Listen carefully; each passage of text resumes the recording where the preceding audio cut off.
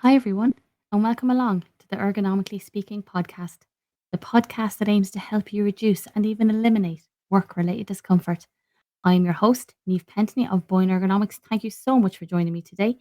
I really hope that you're able to take away some useful practical advice from this podcast to help you reduce your own risk of discomfort at the workplace or help manage the risks among the people that you might be responsible for. So now that we know why we're here, let's get started.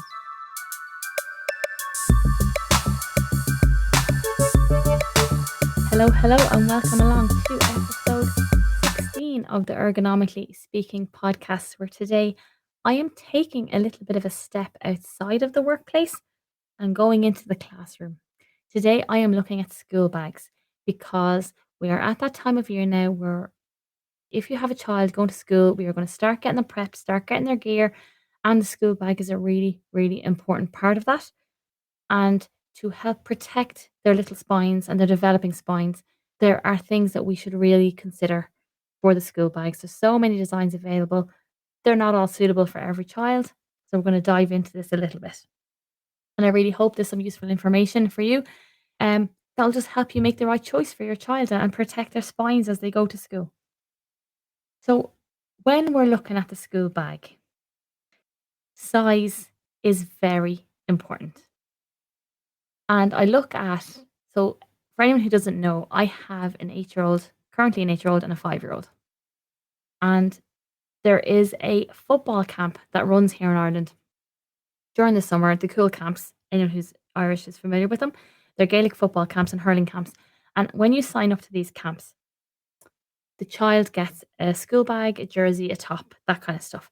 But the school bag is fantastic. It is really well designed. It is really supportive. It's really protective and it has pockets. And to me, I'm happy to let my 8-year old use it. I think it's a fantastic bag.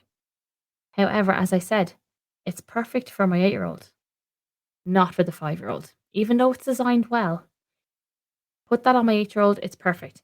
Put it on the 5-year old, she disappears. You cannot see the child for the bag. It's that big on her. So size is really important, especially if you have your kind of junior infants, your Ninon Bheogas, your senior infants going into school. I see this so much every September. Kids wearing bags that are swamping them. And if the bag is too big, it is going to be too difficult for them to carry.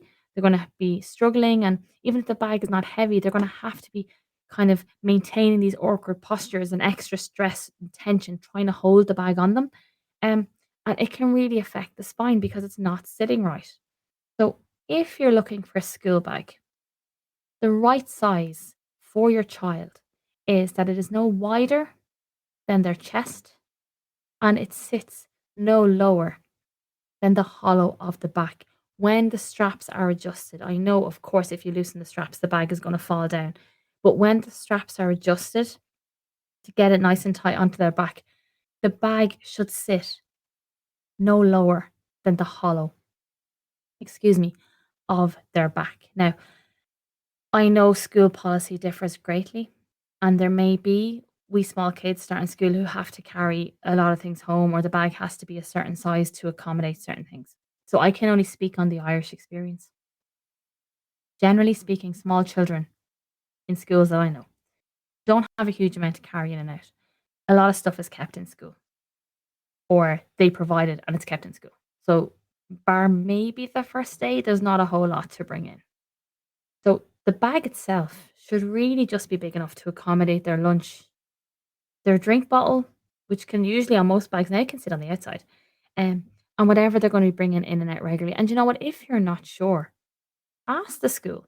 Like if you don't have kids who've been in the school already, if this is your first time, um, having a child starting school, reach out, send them an email, ask them. Like I'm sure I know again from our experience with our school, we are told what's expected and what the junior infants and the young yogas will have to carry in and out. But I can't say that's the case for every school. If you don't know, ask. And I know, for example, with the Neon Vogas in our school, they are given a little filton, a little folder that their little homework sheets will start to come in and out of later on in the year. So I know that the bag has to be tall enough to at least accommodate that filton. But here's the thing, It's flexible. It doesn't take up a whole lot of space. It's not that difficult to find a bag. So I know what I've done is in the past with my eldest, when we went school bag shopping for the first year of school, I brought her around different shops. We picked out the ones she likes and we just tried them on. I tried them on her back, and if they were too big, they were a no. Um, Simply because they were, it was going to hurt her back. I was afraid it was going to hurt her back. So don't be afraid to let them try on their school bags.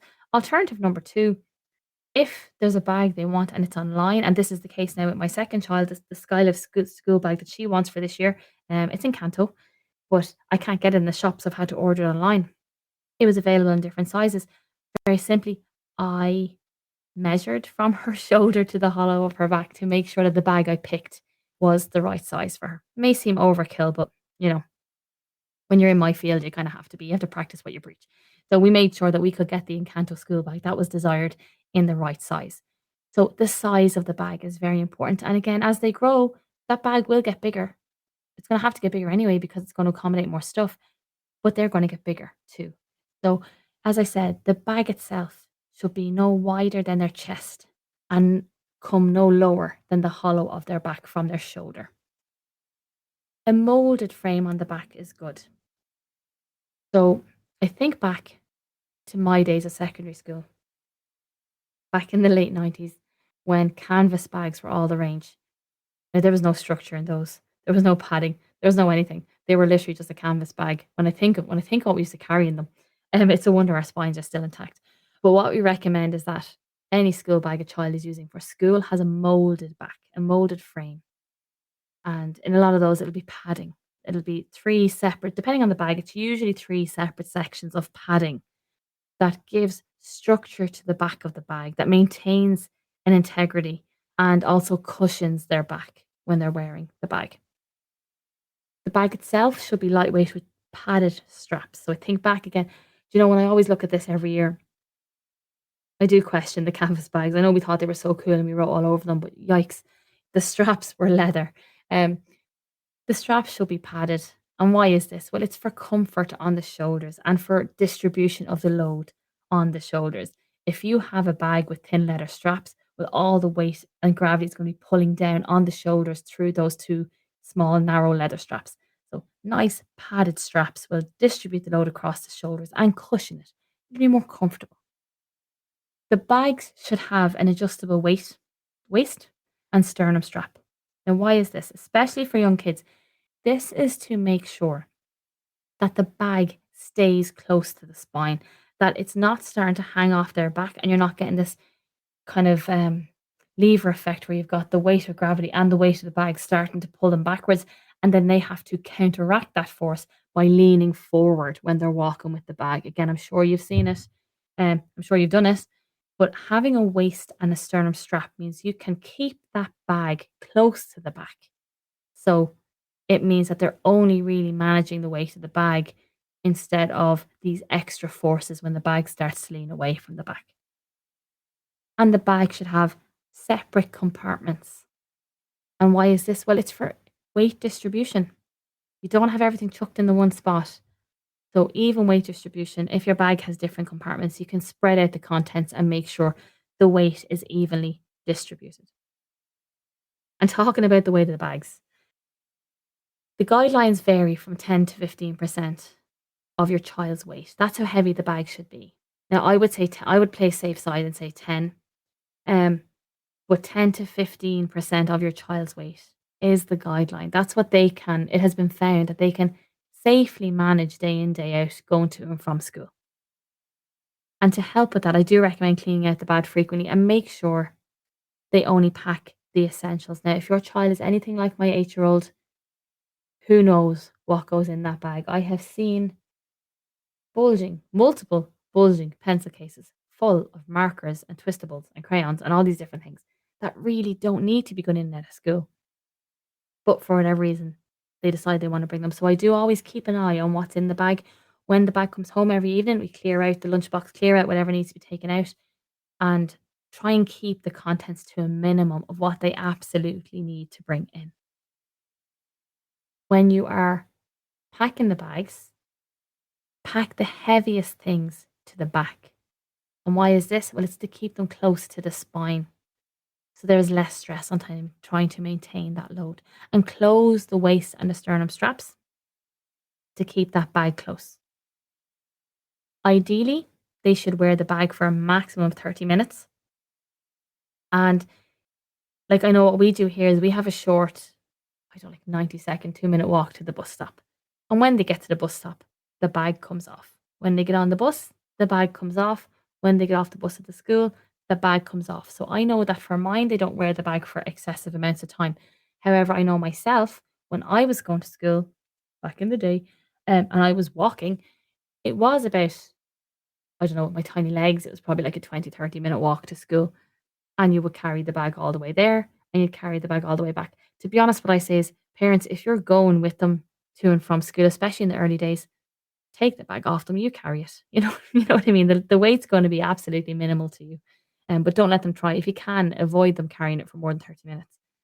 And always make sure when you can that they carry the bag close to the back by adjusting it using the different straps and use both shoulder straps. Now, this advice I'm sure is quite generally quite easy to implement on the younger kids when they get to teenage. You know, all you can do is make sure you've instilled good habits because they're going to, especially as teenagers, they're going to wear the bag how they want. They're going to put in what they want. But by starting early when they're small, you can help to instill good habits and protect the spine during this really, really crucial stage of development. So that is my advice. If you are shopping now for a school bag for a child, um, one, make sure they're with you, which if they're anything like mine, they're going to be with you anyway because they have to pick it and pick the color and everything else. But try it on them. And if you're buying online, measure them up. It seems really overkill, but it will protect them in the long run. So make sure you get the right size. Make sure it has a molded frame, two padded straps, adjustable waist and sternum straps if you can, separate compartments.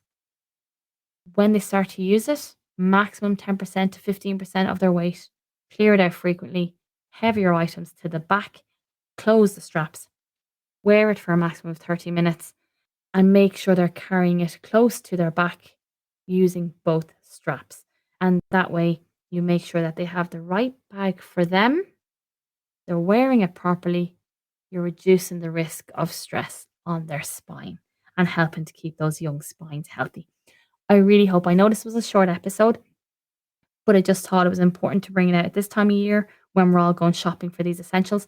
I will be focusing down the line on children's posture and reducing the risk of musculoskeletal disorders developing and helping maintain a healthy musculoskeletal system in children.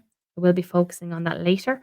But as I said, I wanted to get this one out now at the time when we are starting to look for school bags for the kids for next year. Make sure you get the right one and start teaching them how to use it properly. As I said, I hope there was useful information on this. If you have any questions about this or anything at all that I ever talk about, I put all my details in the show notes and you can find me there. Until next time, stay well, everyone, and happy shopping.